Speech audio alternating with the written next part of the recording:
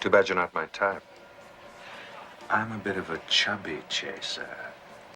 Today we continue a trend of watching movies no one has ever heard of or cares about with the 1994 forgotten comedy directed by Michael McDonald, CrazySitter.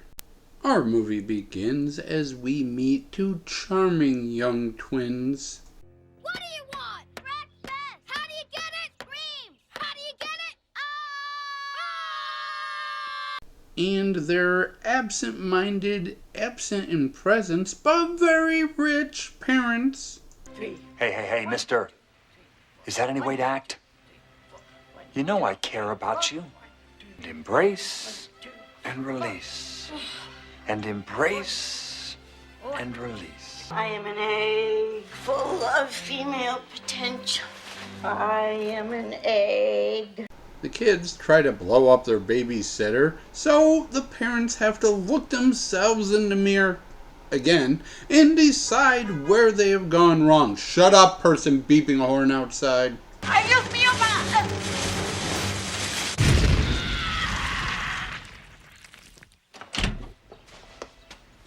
I quit! You know, for the life of me, I can't figure out why our kids are so wild. You know, we're both good-looking people. Maybe we have been hiring the wrong kind of nanny to raise our children for us. This is where we meet our main character, Queen of Three Hots and a Cot, Edie, played by Beverly D'Angelo, who does not want to be thrown out of jail.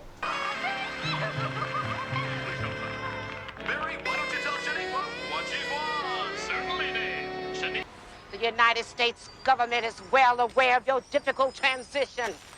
So here's $20 and an outfit from Target. Get lost! I've been in and out of this place since I was 14, and I've come to think of jail as a special place. You don't have to worry about rent or bills or personal hygiene. You can lay in bed all day and watch soap operas and write disturbing fan mail. When you think of it, jail is like a wonderful hotel, and I, for one, never want to check out. The father must attend the grand opening of France's first mini-mall, built right underneath the Eiffel Tower. So they need a nanny and they need one bad. Cue cast of freaks who applied for the job. I mean, when you think about it, only a moron would want to take care of our children. Relax, honey. With any luck, we'll have a moron waiting for us in the next room. Oh, I hope they have a big TV. I'd like to slap and smile. My sister and I are really cruel to animals. If you try to do anything to Bobo, he's been trained to chew on your faces until they look like hamburger. Isn't that right, Bobo? After the kids eliminate all the nannies except for Edie, she sits back, gives the kid pizza, watches some true crime, and then turns on the Adrian Jones show. It's Ms. Wexler-Jones. Sorry, but I've earned it. Okay. Now you tell me what happened. Keep it together. It all began when their 6-year-old won a trip to Alaska. We put him on a plane. Wait, alone? We don't like the snow. No, we do not. And that's when we found out that our little boy had been sold like a t-shirt on the beach. Something I don't know, baby, I'm so sorry. All right, we have to take a break. But there's more. I'm not finished. All right, this is my show. I have to break. There are no choices. So here you have it. Your basic child is worth 10 grand, like your kid. Add 2 grand for blonde hair. And of course, if you have twins, identical or fraternal. That's quite exotic, so you can add another 5 grand each. With the knowledge that the children are worth $19,000 apiece, Beverly D'Angelo calls up her boyfriend in prison and gets contacts with people who want to buy children, starting with a guy who only robs toy stores. They're blonde twins. I wouldn't care if they had red hair and so many freckles it looked like somebody threw dog crap at them through a screen door. Shh. I'm looking for brats, and I'm only gonna pay 5. 300. Hey, I found your gun. And I found your pet.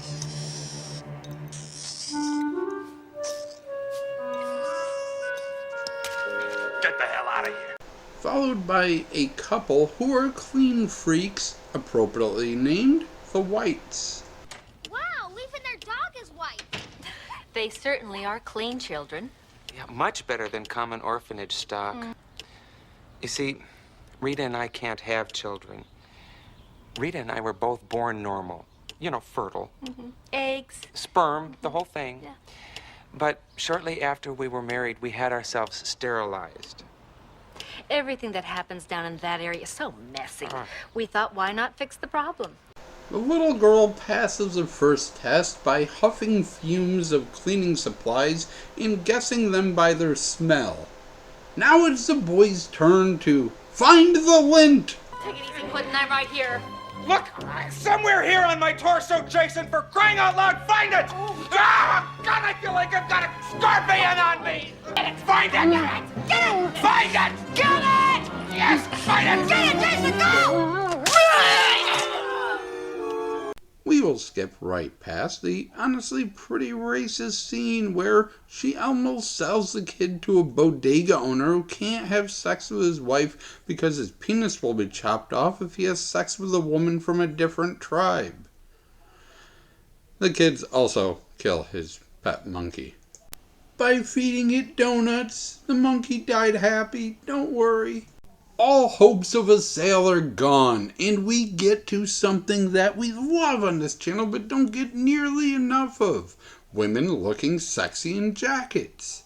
You got 5 minutes to make your beds, brush your teeth, and get downstairs. Breakfast is waiting. All right, now for every piece of junk you pick up in this room, you get to say one cuss word. Ready, set, go. 120 cuss words apiece. Catch is, you got to say them into this paper bag. Son of a... Mother...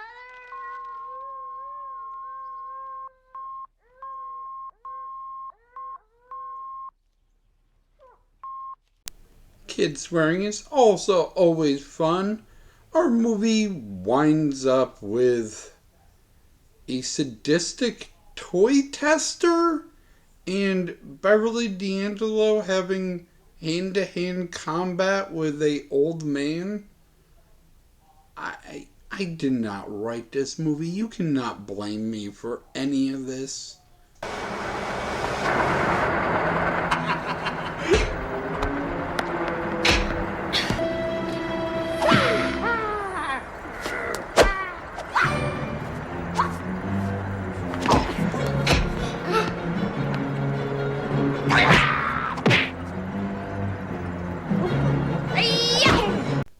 And the movie concludes with a nice scene of the family all getting together and Beverly D'Angelo teaching them how to play cards. Overall,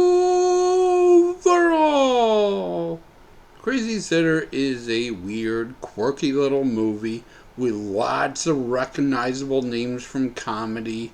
But there's probably a reason why Michael McDonald only got to direct one more film, which was released the same year. He does tons of television, and that's probably where he's best suited. Lots of scenes in this kind of drug on. There were characters who were quirky for quirkiness' sake that we didn't even get to explore in the movie. Yeah, I liked it though. I thought that the parts I enjoyed were really good and didn't get dragged down too much by the over-explaining of some characters and the under-explaining of others. He's, as I said, better suited for TV, but as a movie directorial debut, this was a fun movie with unexpected people showing up throughout. Speaking of people that show up in this movie, it stars Ed Begley Jr., Carol Kane, Beverly D'Angelo, with appearances by Lisa Kudrow and Phil Hartman. And then on top of that, we have Nell Carter, Steve Ladensberg, Eric Allen Kramer, Tim Begley, Mink Stoll, Lynn Marie Stewart, Mandy Sterling, who is in Austin Powers movies. Speaking of Austin Powers and Frau Fabrecina, It's written and directed by Michael McDonald, who, despite decades acting and directing and being on Mad TV for like 90 years, you know for this scene. Thank you for watching. Hope you enjoyed the review. Even if you didn't, comment and tell me that you didn't like it, because interaction is king on YouTube apparently. Goodbye, and as always, I shall try to do better next time. Here is a bonus clip from the movie. I bet they're thinking of how much money they'll save now that we don't need a nanny anymore. Yeah, Mom will probably spend it on a new pair of boobs. Ah, shit, I forgot about the kids. The little boy is Brady Bluhm. He did the voice of Christopher Robin in the Winnie the Pooh video games. And the little girl is Rachel Duncan. She was a child actress and became a regular person around 2000.